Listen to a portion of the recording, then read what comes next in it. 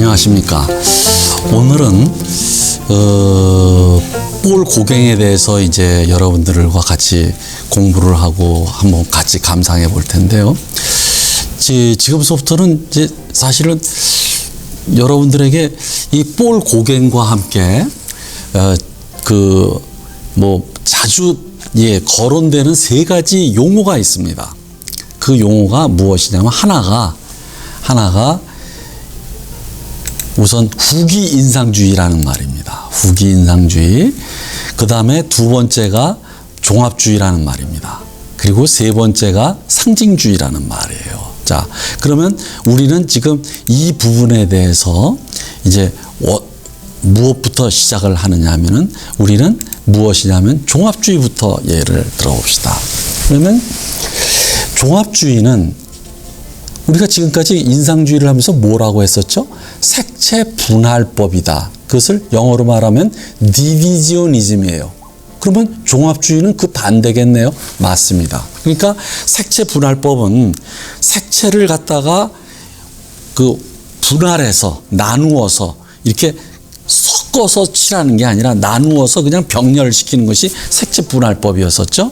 그런데 종합주의는 무엇이냐면 그렇게 색을 갖다가 아주 작은 단위로 잘라가지고 그것을 분할한 다음에 그런 분할된 색을 갖다가 병렬시키는 것이 아니라 하나의 면을 한꺼번에 칠하는 겁니다. 완전히 색채 분할법과 반대됩니다. 그래서 맨 마지막에 제가 종합주의는 색채 분할법과 대립적이다. 그러니까 색채 분할법 대신에 종합주의는 색면을 넓게 채색하는 방법이에요. 그럼 한번 봅시다. 색채 그냥 여러분들이 백문이 불여일견이라고 여러분들 지금 왼쪽 그림을 잘 보세요. 예수를 그렸는데 다리가 위에서부터 아래까지 그냥 하나의 면입니다. 하나의 면으로서 노란색으로 그냥 칠했어요. 그런 다음에 두 번째는 무엇이냐면 그 노란색을 칠한 다음에 그 윤곽선 있잖아요. 다리의 윤곽선을 까만색으로 칠함으로써 다른 물체와의 경계를 분명하게 구분시켜 놓고 있습니다. 그러면 여러분들 이렇게 경계를 사물과 사물의 경계, 윤곽을 뚜렷이 하기 위해서 그 윤곽선을 그리는 것은 어디서 따왔을까요? 바로 스테인드 글라스에서 따왔습니다. 그러니까 색과 색 사이를 갖다가 까만 칠을 하지 않습니까? 이렇게 유리를 오려가지고 그런 것처럼 이 사람이 이것은 이 당시까지만 하더라도 윤곽선을 이렇게 굵게 그리는 것을 금기시 되었었어요. 그러면 이 윤곽선을 처음으로 그렸던 사람은 누구냐? 사실은 고갱이 아니라 마네였습니다. 그러니까 사실은 마네의 그런 저거를 갖다가 더 가지고 온 겁니다. 극과 극으로 더 발전을 시켜가지고 아예 인상주의적인 색채 분할법에 반대되는 종합주의라는 것으로 일종의 이제 발전을 시킨 거예요. 따라서 여러분들 이렇게 되겠습니다. 후기 인상주의는 세 사람을 얘기를 합니다. 그럼 세 사람이 누구냐 하면은 세잔, 고갱, 고흐. 고갱과 고흐는 고씨 형제인가 보죠? 사실은 고갱과 고흐는 약간 동성애적인 관계라는 얘기도 많고 같이 그림을 여러 지방을 같이 다니면서 그림을 같이 그렸습니다. 그래서 고씨인가 봅니다. 그런데 하여간 고갱 이 세 사람인데 지난 시간에 우리가 세잔을 했듯이 세잔은 어땠습니까? 여러분들 인상주의 시기에 이미 혁명적인 색채를 가져오면서 색채 분할법을 가져왔지만은 전혀 다른 차원에서 본질을 표현했단 말이죠. 색으로서. 그리고 기하학적으로 원통형과 원통형으로 환원을 했다고요. 기하학적인 본질, 형태의 본질로 환원을 했는데 그러니까 어떻게 돼요? 후기 인상주의라는 말이 성립이 안 됩니다.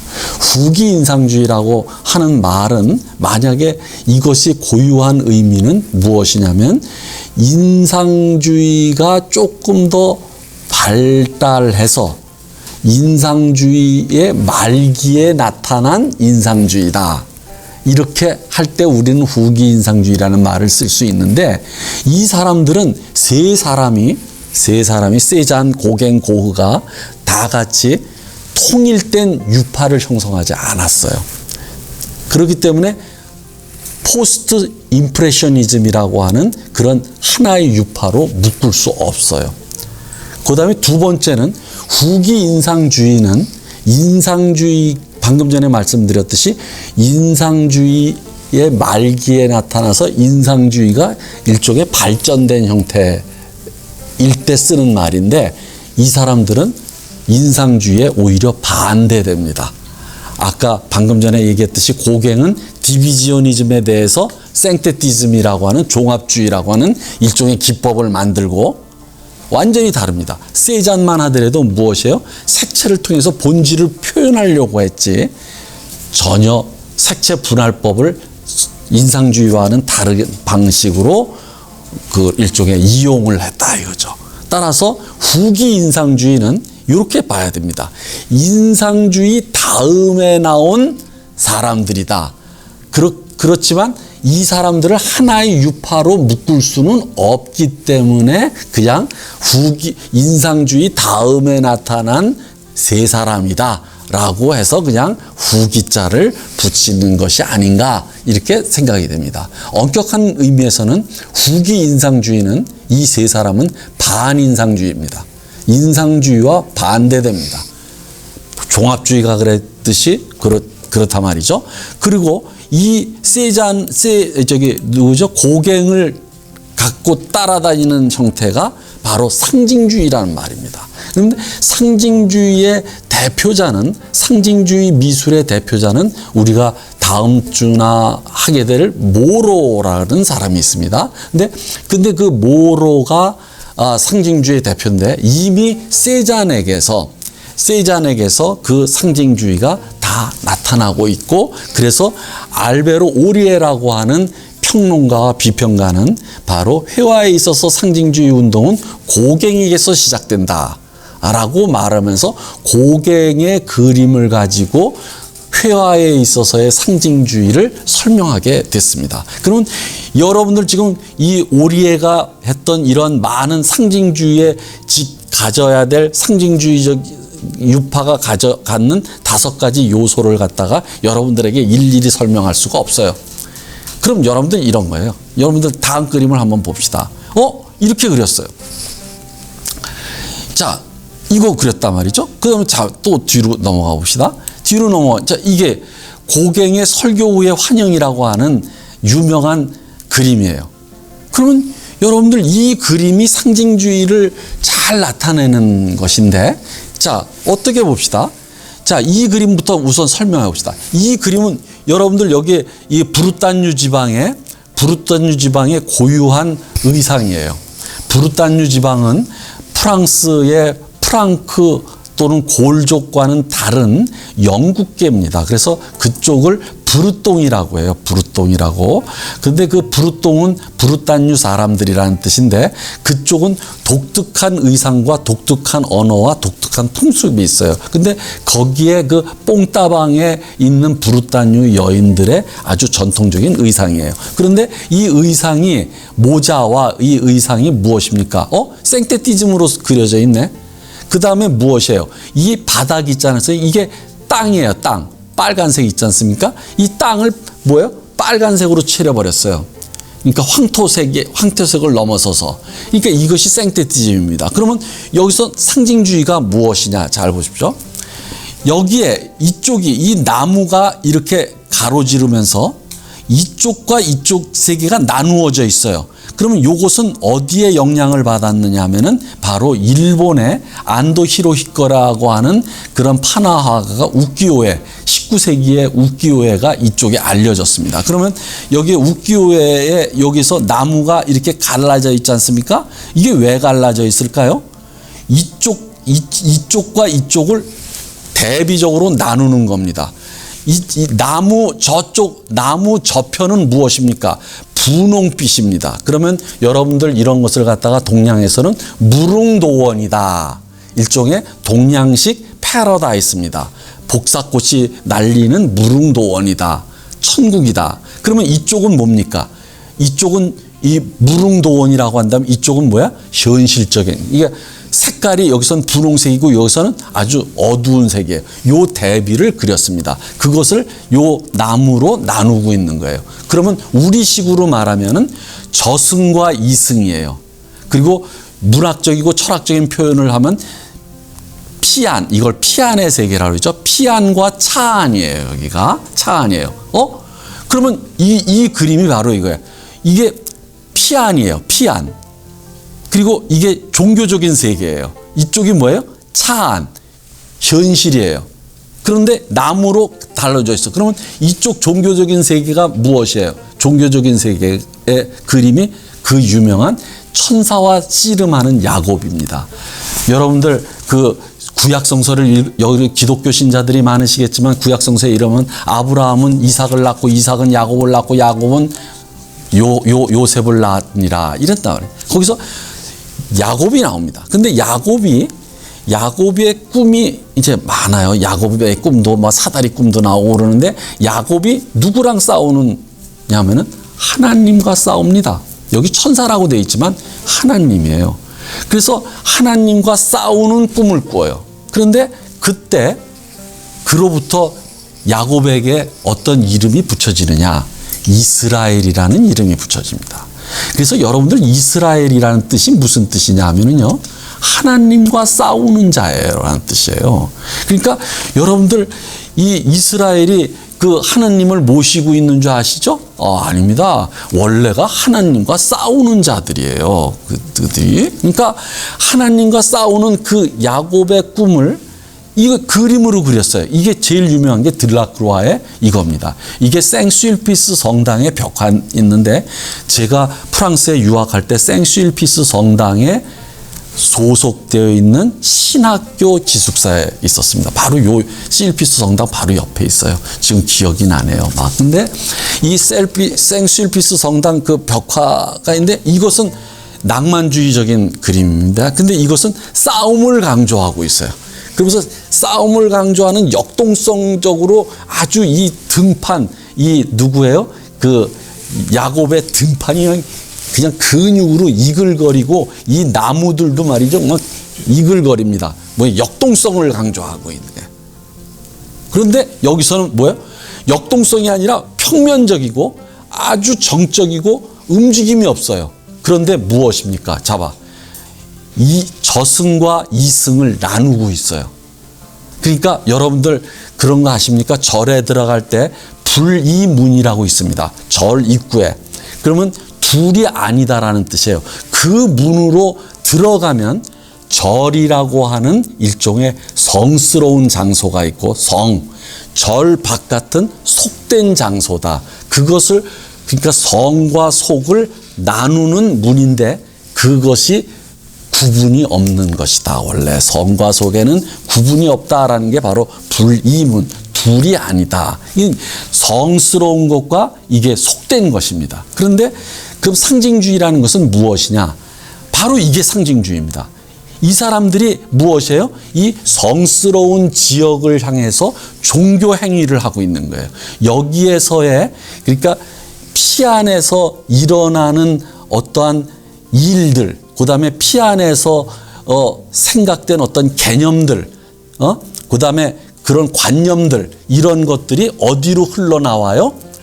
이승으로 흘러나온다. 그러니까 이승은 바로 그것이 이승의 어떤 현상이라든지 어떤 그런 모든 기도 이런 것들은 뭐냐면 그런 피 안에 어떤 것을 상징한다. 이렇게 되는 겁니다. 상징한다. 이게 바로 상징주의입니다. 그러니까 피 안의 개념과 관념의 이런 것을 무엇이냐면 이쪽에 표현한다. 이승에서 어떤 것은 피 안의 관념을 상징한다. 이렇게 될 때 이것이 그런 것을 주로 기리는 게 상징주의다 하는 겁니다. 자, 그래서 이 사람이 바로 상징주의의 원조다 하는 겁니다. 자, 그런데 이 사람을 봅시다. 자, 이게 황색의 그리스도예요. 자, 이 생테티즘인데요. 생테티즘, 자, 이게 왼쪽 보십시오. 그러면 나무를 그렸는데 나무가 어떻게 돼요? 붉은색으로 이렇게 뭉쳐서 이렇게 생테티즘으로 이렇게 그렸어요. 이렇게. 여러분들 어린아이들이 이런 그림을 많이 그리죠. 나무 그리라고 그랬더니 나뭇잎을 갖다 이렇게 풍성해가지고 풍선처럼 그린 다음에 거기다 녹색을 막 칠하지 않습니까? 이게 바로 어린아이 그림입니다. 그러니까 고갱이 바로 그런 유아들의 어린아이들의 그림에서 힌트를 얻었다고 할 수가 있어요. 그러니까 이런 그림을 보면 여러분들 어떤 거냐, 크리스마스 카드가 생각이 납니다. 크리스마스 카드에 있는 그림들이 다 이런 식으로 생테티즘으로 되어 있습니다. 생테티즘. 자, 그런데 잘 보세요. 여기 뽕따방에 여인들이 기도를 하고 있어요. 그런데 누구를 봅시다. 예수를 봅시다. 예수를 있는 그대로 묘사하지 않았습니다. 십자가에 달려 있는 사람이 아니에요. 그런데 아주 노란색을 칠하니까 창백하고 팔뚝은 가늘고 다리도 가늘고, 오케이? 그 다음에 뭐예요? 여기가 삼각형으로 이렇게 홀쭉고 턱이 뾰족하고 저처럼, 그 다음에 이렇게 고개를 돌렸단 말이죠. 고개를 떨구고 있어요. 그리고 눈과 코도 뭐냐면 선을 그었어요. 선을. 여러분들이 어린아이들이 주로 많이 그립니다. 이렇게 뭐냐면 얼굴을 그릴 때 눈 찍찍 긋고 코 이렇게 긋고 그 다음에 입 찍 긋고, 그죠? 선으로 그린다. 이게 바로 이거예요. 그런데 여러분들 이 예수의 얼굴을 이렇게 그렸는데 어떻게 합니까? 우수와 슬픔과 아주 그 고통을 감내하는, 그러니까 은근한 아주 뭐랄까 그런 고통의 미학이라고 할까, 그런 게 드러나지 않습니까? 이게 바로 상징주의고 생테티즘에 의한 상징성을 표현하는 겁니다. 그러니까 때는 가을이에요. 춥지도 않나 이렇게 빨가벗고, 이제 그렇죠? 근데 그럼 오른쪽에 봐. 자기가 그린 이 그림을 이렇게 뒤에다가 놓고 자기가 그렸어요. 이건 무엇을 얘기해? 이거 오만불손한 증거입니다. 자기가 예수와 같이 되는 겁니다. 예수. 그러니까 자기가 이게 예수를 생각하면서 자기가 예수의 위치에 앉는 거예요. 그리고 자기가 일종의 회화의 예수다. 이렇게 아주 오만하기 짝이 없죠. 자, 이제 넘어갑시다. 그것이 더 여실하게 나타나는 것부터 한번 봅시다. 자, 이게 자화상이에요. 와, 이게, 그러니까 여러분들, 우리가 지난 시간에 세잔의 자화상을 봤는데 완전히 이렇게 가버렸단 말이죠. 그러면 여러분들 지금 이 부분이 왼쪽 그림에서 딱 봤을 때 놀라운 발전입니다. 생테티즘이 발전을 하다 못해서 무엇이에요?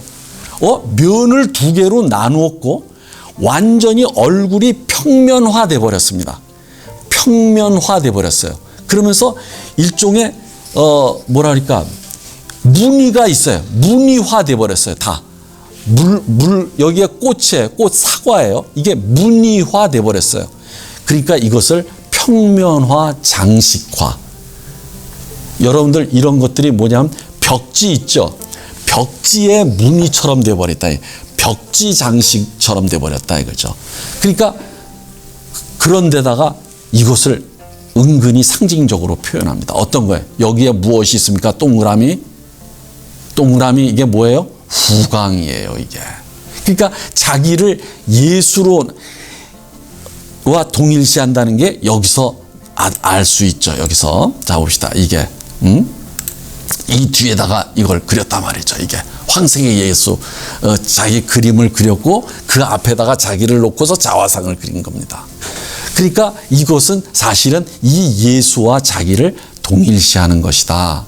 이런 식으로 굉장히 아주 암시가 됩니다. 상징주의는 암시가 많아요. 오케이? 암시적인 의미. 자, 이거 봅시다. 아까 여기 자화상 했었죠. 그죠? 시극적인 자화상. 이건 놀라운 그림입니다. 이건 20세기 추상화에서 한 1호부터 한 몇 년쯤 지나야 이게 가능한 그림일까? 한 20년은 지나야지 이게 가능한 그림입니다. 그런데 고갱이 굉장히 앞서간 겁니다. 그것이 어디서냐면 자 봅시다. 마티스의 마티스의 붉은 식탁, 붉은 조화라고 하는 개념입니다. 여러분들 이거 마티스 할 때 반드시 하게 되는 거예요. 마티스의 가장 유명한 그림입니다. 그런데 제가 지금 방금 전에 이 그림을 보면서 이게 뭐야? 평면화시키고 그 다음에 모든 사물을 갖다가 마치 벽지에 무늬화돼 버렸고 그 무늬화된다는 것을 우리는 장식화라고 합니다. 장식성이 돼 버렸어요. 이렇게. 예. 그러면서 자기의 어떤 것을 이제 자기의 내면을 이제 상징적으로 나타냅니다. 오케이? 아, 요거 눈도 싹 옆으로 싹 뜨는 게 말이죠. 모든 이 자화상이 다 눈을 옆으로 사시는 뜨고 있어요.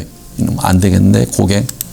자, 봅시다. 그러면 이 오른쪽의 그림을 한번 봅시다. 이게 마티스예요. 여러분들 여기서 식탁이 어디예요? 이게 제목이 식탁이에요. 붉은 식탁. 요게 식탁입니다. 내가 이 붉은색으로 하면 안 되는데, 자, 여기서 이게 안 보이죠? 요게 식탁이에요, 요게. 그런데 이 식탁의 무늬가 벽지를 타고 올라가서 완전히 벽지와 하나가 돼 버렸어요. 이게 평면화, 그리고 평면화, 벽지화, 장식화.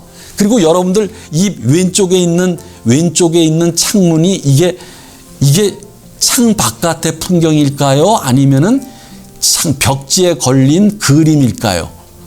여러분들 이게 바로 원근을 평면화시키는, 이게 바깥에 있는 창밖의 그 푸른 잔디예요. 나무이고 이것을 갖다가 이렇게 완전히 생테티즘에 의해 가지고 벽지화, 무늬화, 그림으로 만들어 버렸어요. 그렇죠? 자, 그러면 여기서도 이미 나타납니다. 이 고갱이 이제 자화상이에요. 근데 이 제목이 레미제라블이에요. 그러니까 자기를 갖다가 예수와 동일시하면서, 예수가 무엇이에요? 여러분들 예수가 여기서 굉장히 뭐랄까 슬픔과 아주 비참하면서도 그 고통을 참고 있는 은근한 그런 예수의 그걸 느낄 수 있다고. 그러면서 우리가 무엇이 이런 상해에 대해서는 어떤 느낌이 연민이 들죠. 연민의 정이 듭니다. 그러면 여러분들 이제 봅시다. 이렇게 예수와 동일시하는 사람이 자화상을 그려놓고 레미제라블. 여러분들 레미제라블이 바로 빅토르 위고의 그 유명한 작품입니다. 여러분들 혹시 보셨습니까? 저기 뮤지컬 레미제라블. 그 레미제라블이에요. 그럼 뭐예요? 이것이 프랑스 말로 비참한 사람들, 불쌍한 사람들 이런 뜻입니다. 오케이? 그런데 바로 또 이렇게 자화상을 그려놓고 또 자기를 또 불쌍하게 비참한. 그런데 그 뒤는 일본식 무늬예요. 일본식 무늬가 옆에 있어요. 그러니까 이렇게 전부 평면화시키면서 이 고갱은 극과 극의 아주 성스러움과 속됨과 그 다음에 비참함과 자기를 그 예수와 동일시하는 이것을 막 극과 극을 갑니다. 그러면서 항상 이 사람의 자화상은 이렇게 눈을 사시눈을 뜨고 있어요. 사시눈을 뜨면서 옆으로 우리 관람자들을 보고 있다 하는 겁니다. 그러면 여러분들 이 뒤에 배경에 있는 벽지의 무늬가 지금 일본적인 냄새가 난다고 그랬죠? 일본화의 영향을 많이 받습니다. 그래서 아까 얘기했던 여기 있지 않습니까? 일본화의 그 우키요에라는 이 벽화 요런 거입니다. 요 무늬, 꽃무늬 이게 여기에도 이제 벽화가 나옵니다. 그러면서 이것을 약간 무릉도원을 암시합니다. 자, 다음으로 여기서도 자화상이 이 사람 많은데요. 그럼 여기서도 이제 색깔이 막 색깔의 배치예요. 그러니까 있는 그대로 이게 색의 배치를 통해 가지고 전적으로 자기 자신을 일종의 어떤 느낌이든지 자기 자신의 어떤 본질을 표현하려고 했어요. 그런데 이 뒤에 있는 그림이 또 이 누구의 그림이냐면은 그 고갱 자신의 그림입니다. 요게 바로 유령의 손길이라는 그림인데 잘 보십시오. 그러면 이 그림이 무엇을 상징하는가를 여러분들은 아실 거게 됩니다. 자, 요게 바로 요거예요. 마나오 투푸파우라고 하는 이거 원어가 되고 이걸 번역하면 유령의 눈길이라는 뜻인 모양이에요. 그런데 이 그림을 이게 오른쪽으로 엎드려 있지 않습니까? 그런데 아까 자화상에서는 어떻게 했습니까? 여러분들 그림 찾기 바로 왼쪽으로 엎드려 있어요. 그러니까 거꾸로 그린 거죠. 근데 그 그림을 자기가 그림을 바로 그렇게 거꾸로 놨어요. 그런데 여러분들 그러면 무엇을 상징하는가를 잘 보십시오. 여기서 이게 죽음의 사자입니다. 저승사자라고 하죠. 그러니까 이것이 타히티에 가서 그린 그림인데 타히티에 그 저승사자가 있나 봐요. 그러면서 저승사자가 찾아오니까 이 여자가 불안한 얼굴을 하고 있는 거예요. 불안한 모습으로 긴장되어서 하고 있습니다. 그것이 어디서 나타나냐면 표정과 여러분들 이렇게 해보라 그랬죠. 동일시를 해서 이렇게 해보십시오. 거기다가 어디에 있냐면 요 발가락 있지 않습니까? 발가락이 이렇게 겹쳐져 있습니다. 긴장되면 발가락이 긴장됩니다. 여러분들 잘 보세요. 발가락이 긴장되는 것이 요게 표현되어 있습니다. 자, 그래서 이것을 여기다 넣는 이 뒤에다가 넣었다는 것은 무엇을 뜻하는 것일까요? 자, 이거 봅시다. 아까는 레미제라블이라고 그랬다가 이제는 뭐예요? 죽음의 불안. 이것이 이제 뒤에다 넣음으로써 암시하는 겁니다. 이게 자기의 죽음의 불안의 얼굴이에요. 오케이? 자, 이렇게 볼 고갱은 말이죠. 볼 고갱은 많은 그림을 암시를 했어요. 암시적으로요. 자, 그럼 이제 또 넘어갑시다. 넘어가면은 자, 고흐를 봅시다. 여기 고갱과 고흐. 이 고갱과 고흐가 여러 가지 면에서 공통적이 있고 그리고 실제로 이 사람들은 아를르라든지 이런 데 같이 여행하면서 같이 지냈어요. 그리고 같은 소재를 가지고 마치 그 모네와 르누아르가 그랬듯이 이 고갱과 고흐는 같이 다니면서 같이 그렸어요. 그런데 그런 그림들이 많습니다. 그리고 이 사람은 오늘 내가 전기를 안 했어요. 그 고갱에 대해서 어떤 것을 안 했느냐 했는데 그것도 있어서 두 사람은 공통성이 있습니다. 어떤 공통성이 있냐면 이 사람들은 그림을 늦게 시작했어요. 30 가까이 돼서 20 넘어서 그림을 시작했습니다. 그러니까 고갱은 일종의 선원도 하고 그다음에 그 요즘 주식하는 거 있죠. 주식의 일종의 은행원이기도 했어요. 그러니까 주식 시장에서 그 판매하는 판매원이기도 했다고요. 그런데 이런 사람이 어느 순간에 그림에 눈에 뜨고서 갑자기 그만두고서 그림을 그리기 시작해요. 그러니까 늦게 시작했습니다. 그런데 고흐도 마찬가지로 목사를 되려고 그러다 목사에서 쫓겨났는지 하여간 그만두고서 늦게 시작해요. 그리고서 이 사람이 나이가 또 비슷해요. 그래서 28살 때 같이 만나서 그리는다 이거죠. 그러면 여기서 어디를 가냐면 아를르를 갑니다. 아를르에 같이 가서 그림을 그려요. 자, 그런데 이때 고흐가 고갱의 영향을 많이 받고 고갱의 스타일로 그림을 여러 편 그려요. 이거 자기 스타일이 아닙니다. 그런데 같은 부인을 두고 그렸는데 이게 진우 부인입니다. 이게 고흐가 그린 그림인데 누구 스타일로? 고갱 스타일로 그린 거예요. 고흐가 그린 고갱 스타일의 그림이에요.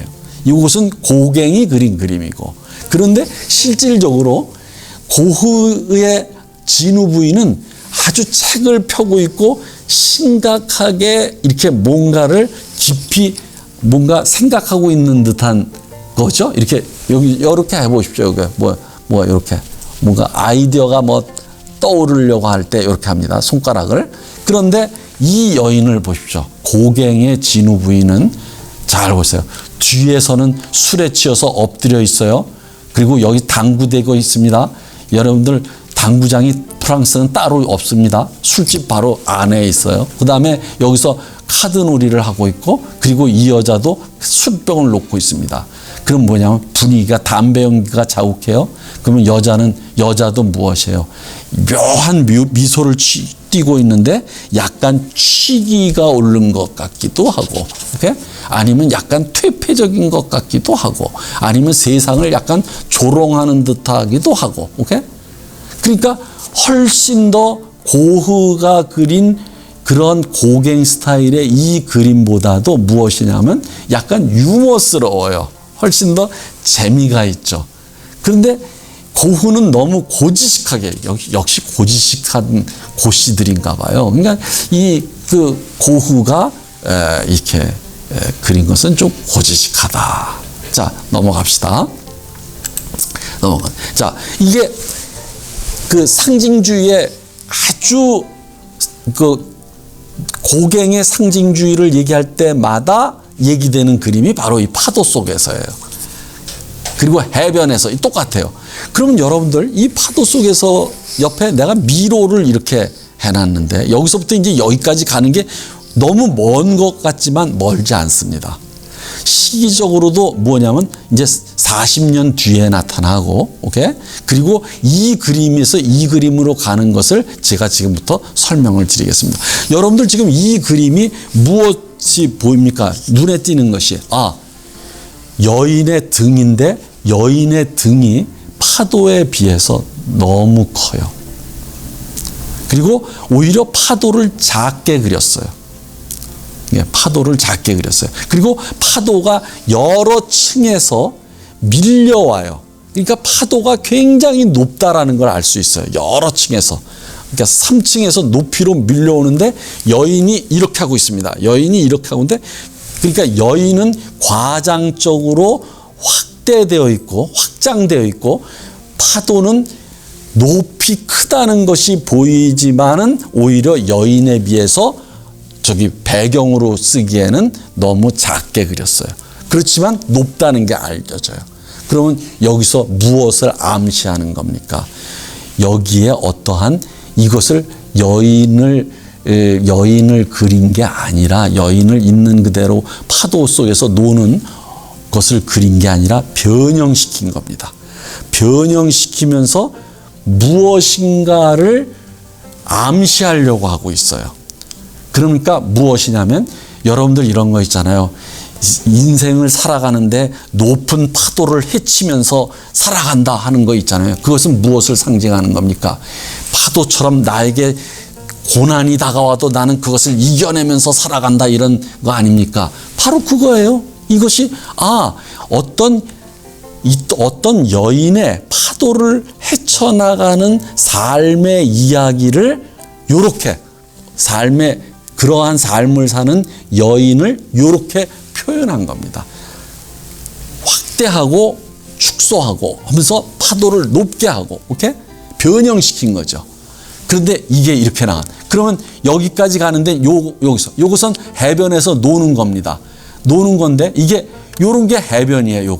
요거 하얀색이에요. 파도예요. 파도의 흰 거품이에요. 그럼 여러분들 이게 요 앞에 있는 요게 뭔지 아십니까? 요게 모래예요. 사람은 엄청 크게 그렸어요. 그럼 요게 뭐냐면 이게 모래 언덕이에요. 모래 언덕. 말하자면 요게. 그런데 이런 식으로 때로는 축소하고 때로는 확대하고 이렇게 막 그리면서 이제 추상화의 길을 가는 겁니다. 추상화의 길을 가. 여기가 이게 모래예요. 바다예요. 까만색이. 여기 하늘이에요. 사람도 특징을 갖다가 발을 크게 그리고 하면서 변형시키는 게, 이게 여기서부터 이렇게 가는 겁니다. 이렇게. 자, 그러면 그것을 한 번 더 확인해 봅시다. 한 번 더 확인하기 위해서 이렇게 해봅시다. 자, 여러분들, 자, 여기 봅시다. 자, 여기서 사람들이 해변에 앉아 있어요. 그런데 여기 바다예요. 그럼 요 파란색이 뭔지 아십니까? 그게 바로 풀밭급 언덕이에요. 나무들이 자랐, 이런 식으로 축소해서 면으로 그려버리는 거예요. 오케이? 네? 면으로. 자, 하나만 더 봅시다.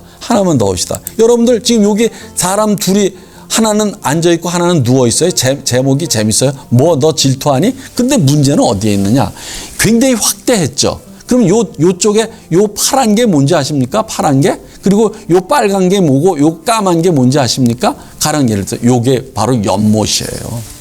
큰 연못입니다. 큰 연못을 마치 작은 물방울이 이렇게 바닥에 흩어졌을 때 이렇게 모여 있는 것처럼 그리지 않았습니까? 물방울이 아주 작게 그렸어요. 그럼 요 까만 것은 이게 땅이에요. 그러면 요거 뭐예요?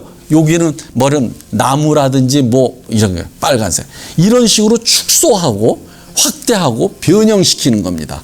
그러면서 자기가 그리려고 하는 그러한 느낌이나 특징 같은 것을 확대해서 강조하면서 막 변형이 일어나는 겁니다. 이런 것이 바로 표현주의로 가는 길이다. 이게 상징주의에서 표현주의로 가는 것이다. 자, 됐습니까? 그래서 여기서 봅시다. 그러면 이게 여기서 이렇게 갈 수 있는 거죠. 자, 그 다음에 또 넘어가 봅시다. 자, 이게 말을 타고 있는 그림이에요. 그럼 왼쪽과 오른쪽을, 왼쪽 그림 개울과 여인들과 백마를 한번 가보십시오. 그럼 여러분들 딱 그냥 느낌이 있죠. 어우, 이쪽은 너무 원색적이고, 정말 우리가 원색적이라고 할 때 진짜 여자가 빨가벗었어요. 여러분들 에마 부인이라는 옛날 영화가 있었습니다. 이거 정말 빨가벗은 에마 부인이에요. 그러니까 그러면 무엇이에요? 굉장히 열정적이고 뭐 그냥 격정적이고 아주 그냥 그러니까 나체의 야하다는 야한 색입니다. 이게 빨간색이. 그런데 이쪽은 뭐예요? 뭔가가 죽음의 강을 건너는 것 같아요. 여러분들 여러분들 죽음의 강이야. 이쪽으로 갑니다. 강을 건너려고 하는 것 같아요. 여러분들 동서고금을 막론하고 죽음의 망각의 강. 저쪽에 그리스 로마 신에서는 스틱스 강이라 그러는데 그 망각의 강을 건넙니다. 이 강이에요. 이건 죽음의 강을 이렇게 상징화되어 있습니다. 그러니까 이쪽은 열정과 격정과 그렇다면 이쪽은 옵니다. 아주 이 백마 그림을 많이 그렸어요. 자, 그 다음에 넘어갑시다. 자, 이 그림을 봅시다. 이 그림을 보면은 이 오른쪽 그림에서는 사람을 이렇게 작게 그리고 여기선 두 사람을 엄청나게 크게 그렸어요. 그리고 얼굴이 생김새가 못생겼어요. 크게. 여기 집은 요만한데 이만큼 커요. 그런데 이 여자를 보십시오. 이 여자. 해변. 이게 산이에요. 파란색이. 그리고 이쪽에 멀리 보이는 게 이게 바다고, 그리고 여기서 땅이에요. 이게 뭐예요? 이게 두 소녀예요. 발도 얼마나 큰지. 그러니까 뭐냐면 난쟁이처럼 그렸는데 난쟁이처럼 확대해서 그린 거예요. 그러니까 이렇게 이제 변형시키는데 그럼 뭘 그냥. 근데 굉장히 무엇이에요? 이게 순박하게 느껴지고 아주 원시적인 아주 토속적인 그런 것이 그대로 물씬 풀어난다. 그러니까 여기에는 이 소녀들에게는 사악한 면이 보이질 않죠. 이게 이 색깔 보십시오. 이 브루타뉴 여인들의 주황색, 여기서 나타나는 아주 은근한 아주 뭐랄까 은근하면서도 고요한 생활의 이야기가 이렇게 스며 나오는 것 같습니다. 자, 이게 안녕하세요 쿠르베 씨는 우리가 쿠르베의 사실주의를 할 때 이미 했어요. 근데 왼쪽에 안녕하세요 고갱 씨입니다. 근데 여러분들 다른 걸 둘째치고 이쪽에서는 이 쿠르베를 맞이하는 그 화상을 그렸는데 이 화상은 뒤를 보여주고 있죠. 그죠? 뒤를. 그 다음에 이쪽에서는 여기서 딱 하고 있었죠. 이렇게 고개를 젖히면서 거만하다 그랬죠. 그런데 이쪽은 뭐예요? 아주 빵떡 모자를 쓰고 말이지. 예술가들이 항상 티를 내잖아요. 폼 잡는 거 있잖아요. 폼 잡는 예술가인 척. 그러면 여러분들 이것이 왜 이 사람 뒤를 그렸을까요? 이거 음험한 겁니다. 이거 장사 속. 그러니까 이 뒤가 이런 식으로 다 암시적으로 상징적으로 모든 것을 그렸다. 자, 봅시다.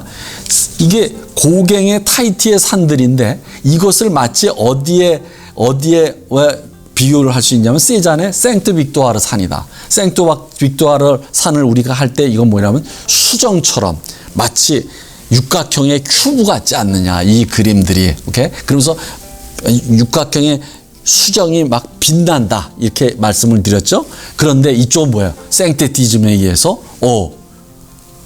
이거는 조금 뭐라고 할까요? 우리가 이 세계에 딱 들어오면은 이런 세계에 들어오면은 마치 이 세계가 지구가 처음 탄생할 때 이 토양, 나무도 없고 그러니까 여러분들 화산지대에 간 그러한 느낌 같은 게 여기서 나지 않습니까? 그러니까 약간 그 고요 속, 그러니까 탄생의 고요 속에 있는 어떤 두려움 같은 게 여기서 저는 느껴집니다. 자, 넘어갑시다. 그러면 왼쪽을 봅시다. 이 데파토르마, 무슨 뜻인지 잘 모르겠지만, 자, 그러면 여러분들 보십시오. 굉장히 크게 그렸죠. 그 뒤에 있는 바깥에서 바라보는 개와 사람에 비해서 엄청나게 크게 그렸죠. 그러니까 확대와 축소. 그러면 그것을 말하자면 원근법을 아주 급격하게 가져갈 때나 이런 일이 있을 수 있는데 그런 것으로도 설명이 잘 안 됩니다. 이것은 축소하고 이건 확대했어요. 그러면 여러분들 이 자세를 해봅시다. 자세를 한번 해보세요. 이렇게 하고 있고요. 이 팔은 이렇게 잡고 있어요. 이렇게. 뭐예요? 뾰루퉁했어요. 지금 심술이 났어요. 갑자기 심술이라고 그러니까 그 술 이름이 떠오르네요. 자, 봅시다. 근데 이게 이렇게 됐단 말이죠. 이게 그럼 뭐예요? 심술이 났단 말이죠. 그런데 참 재미난 게 이 그림에서 이 뒤에 뭐예요? 강아지가 지금 주인이 뭐라고 할까봐 정말 바짝 긴장, 멀리서 봐도 이놈은 걔가 왜 이런 자세를 하고 있나? 주인의 명령만 기다리는 그러한 아주 이 자세를 취하고 있어요. 그러니까 요 개가 참 이게 유머의 포인트입니다. 이 대조가 아주 재미납니다. 그래서 이런 그림을 보고서는 뾰루퉁한 게 아니라 여러분들 웃어야 됩니다. 재밌다. 오케이. 그 오른쪽으로 갑시다. 저는 이 오른쪽의 여인을 사람들이 그렇게 얘기하는 사람 비평가는 없습니다. 나는 이게 고갱의 모나리자라고 생각하고 고갱이 모나리자를 자기식으로 타히티의 여인에게서 그린 게 아닌가 싶습니다. 물론 배경의 무늬는 일본식 벽지 무늬이긴 하지만 자, 그러면 이 여인을 잘 봅시다. 난 이 여인은 뭐라고 얘기할 수 없습니다. 다빈치의 모나리자가 양가적이었듯이 이 여인도 뭔가 괴로운 것 같기도 하고 그렇다고 즐거운 것 같기도 하고 그러면서 의연하기도 하면서도 약간 순종미도 누구 남자에게 순종하는 듯한 그런 자세와 그런 것도 보이고 사려가 깊은 것 같으면서도 뭔가 뭐라고 할까? 하여간 이렇게 양가적이다 이거죠. 사려가 깊은 것 같으면서도 약간 인생의 쾌락을 생각하고 있는 것 같고 그렇습니다. 자, 그래서 고갱이 이것을 자기의 모나리자로 그린 게 아닌가. 자, 이거 봅시다.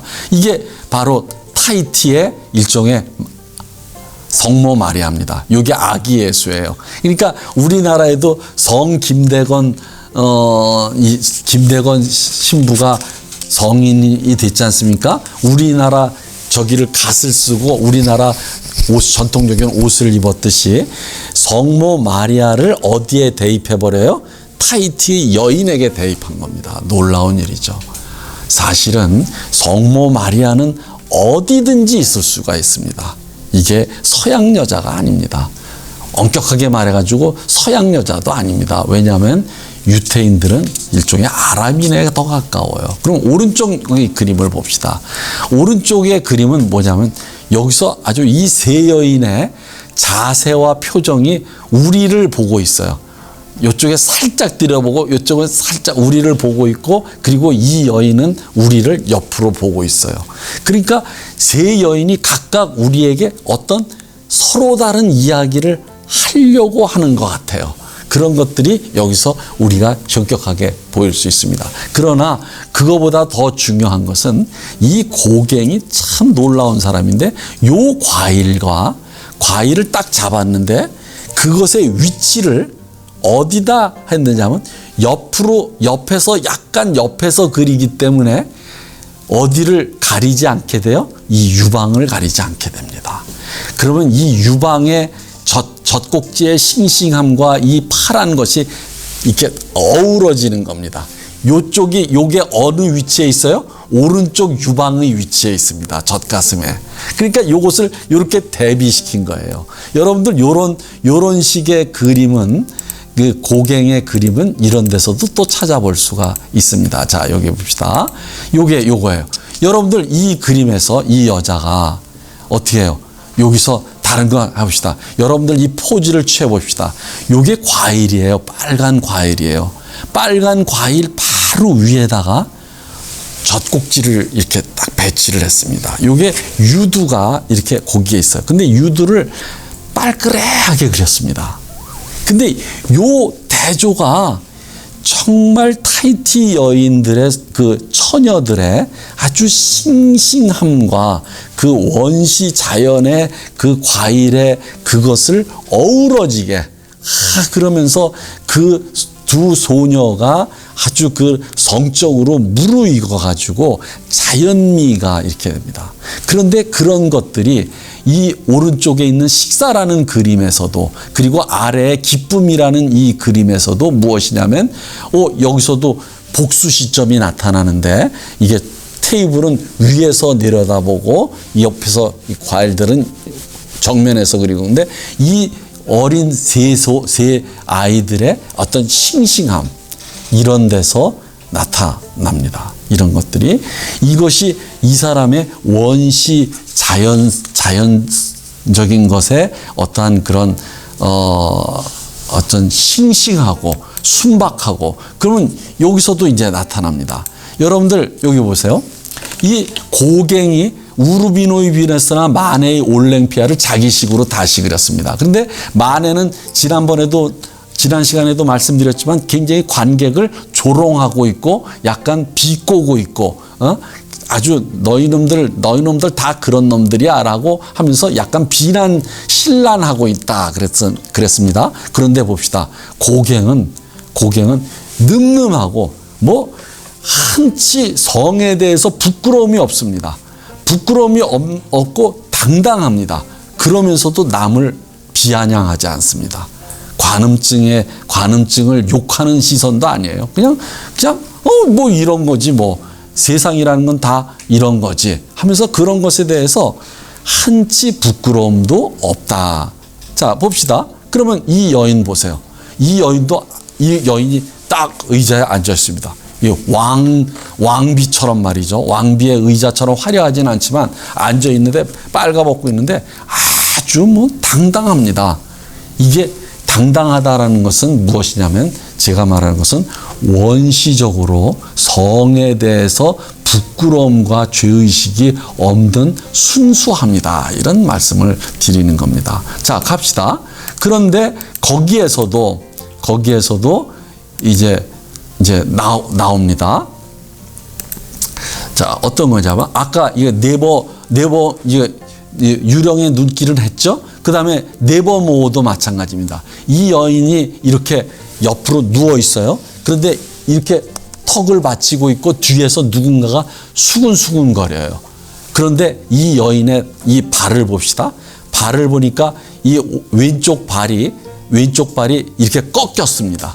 여러분들, 꺾인다는 것은 무엇입니까? 긴장하고 있는 거예요. 그러면서 이 여인이 이 두 사람이 자기 얘기를 하나, 자기를 비난하나 엿듣으면서 긴장하고 있는 겁니다. 그러면서 불안해하고 있어요.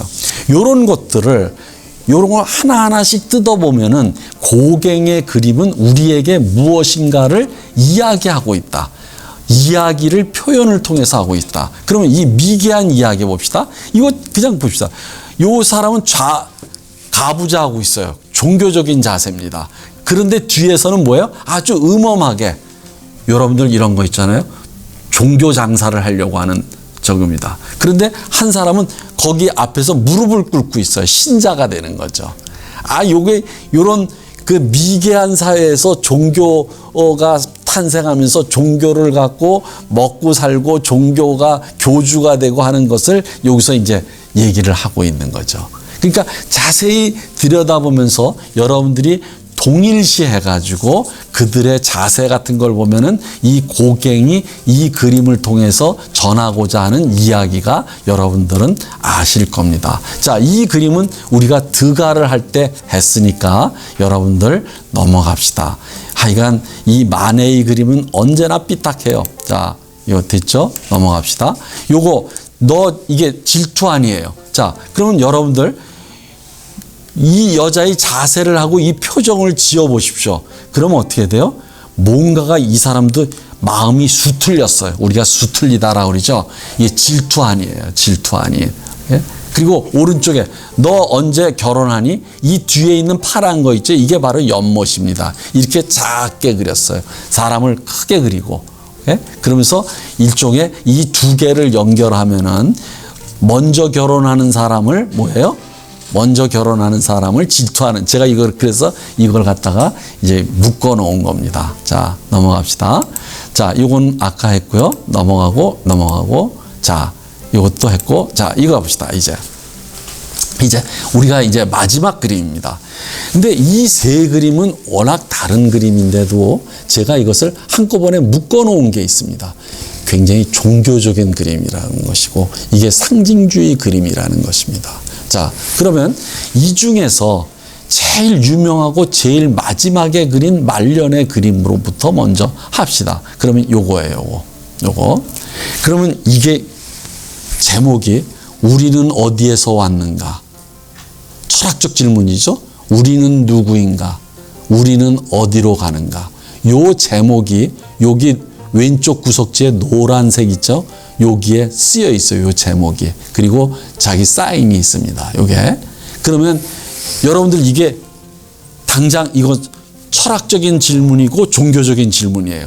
그러면 이것을 이쪽으로 형상화, 이렇게 해서 표현한 겁니다. 그러면 이것이 무엇이에요? 이것이 바로 이 질문의 상징, 이게 바로 상징주의입니다. 그럼 오른쪽부터 봅시다.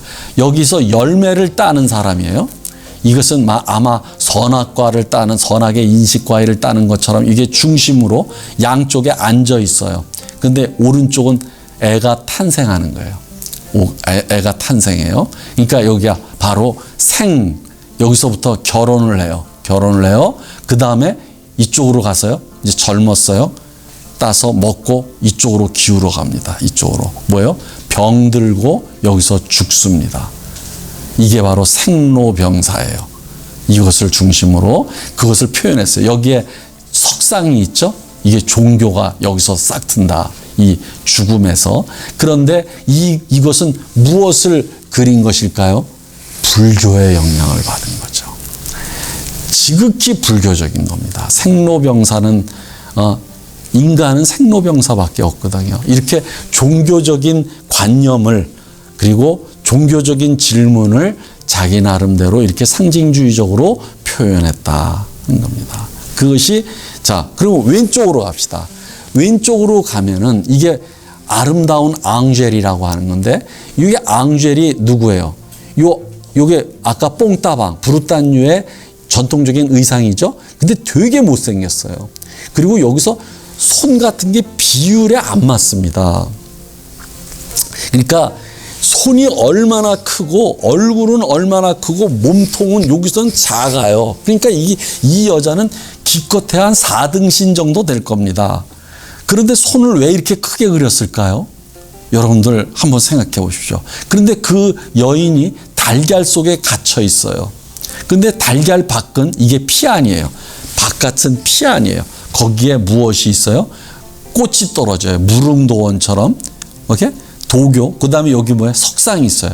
불교적이에요. 그리고 여기에 아벨 앙젤 이렇게 나오거든요. 그런데 이건 아는 바친다는 거고 아름다운 앙젤에게 바친다라고 하는 거예요. 근데 앙젤은 무슨 뜻이냐? 이 여자의 이름이면서 이게 천사라는 얘기예요. 그러니까 그러면 여러분들 이것을 이렇게 아까도 말씀드렸죠. 피안과 차안, 그 다음에 무릉도원과 현실, 이것을 안과 밖으로 이렇게 나타나면서 이 여자가 이쪽을 꿈꾸는 걸로 이렇게 그려져 있는 겁니다. 그 달걀 속에서. 그럼 왜 손을 이렇게 크게 그렸을까요? 그리고 얼굴은 이렇게 투박하게 그렸을까요? 여러분들 잘 생각해 보시죠. 여러분들 농부들이 말이죠. 아니면 이거 망치질을 하는 사람들 있잖아요. 손이 이만합니다. 이만해요. 그리고 농부들 할머니 손이 그냥 얼마나 힘이 좋고 얼마나 크고 우악스러운데요. 여러분들 이것을 동일시하면 금방 이 손을 이렇게 짝달막하게 그린 것을 알 수가 있습니다. 여러분들 사실은 농사 짓는 부인에게는, 농부에게는 뭐예요? 도시적인 아름다움이라는 것은 뒷전입니다. 아름다움이라는 것은 항상 화장빨이지. 근데 그 사람들은 그렇지 않다. 이것이 이렇게 그리게 상징적으로 확대해서 그립니다. 그럼 오른쪽을 잘 봅시다. 이게 뭐냐면 신의 날이에요. 신의 날인데 이 그림이 이게 뭐 이게 바다고 그래요. 바다고 저쪽도 바다고 그런데 이것을 굉장히 상징적으로 잘 그렸습니다. 무엇이냐면 이것도 대칭적으로 여기를 중심으로 여기에 석상을 있고 기도하러 오는 겁니다. 그리고 여기 중심에서 양쪽에 이렇게 쪼그리고 있어요. 쪼그리고 있고 여기서 잠자고 있는 것인지 여러분들 지금 이 부분도 이게 낱낱이 한단 뜯어봐야 뜯어봐야 되겠지만 여러분들 요 자세가 뭔지 아십니까 혹시? 요 자세가 이게 어머니 뱃속에서 자궁에서 이렇게 쪼그리고 있는 자세예요. 그러니까 이게 단순하게 그냥 자는 모습을 그린 게 아니라 이게 바로 자궁 속에서 태어남을 이제 그리는 겁니다. 그러면서 점점 이게 종교화되는 것을 자기 나름대로의 이렇게 상징적 배치와 자세를 통해 가지고 여기서 이렇게 우리에게 표현을 하고 있는 것이다. 자, 이제 여러분들이 고갱을 어떻게 보셨는지는 잘 모르겠지만 우리 이 고갱은 굉장히 종교적인 그러한 아주 화가였다. 그런데 그것을 자기가 개발한 생테티즘이라고 하는 그러한 기법을 통해서 상징주의의 문을 열었다. 여러분들이 어떤 의미에서는 이 고갱의 그림을 보고서 굉장히 심취하는 사람이 여기에는 누군가 있을 겁니다. 그 사람은 분명히 십중팔구 바로 종교적인 내면을 가진 사람일 것입니다. 감사합니다.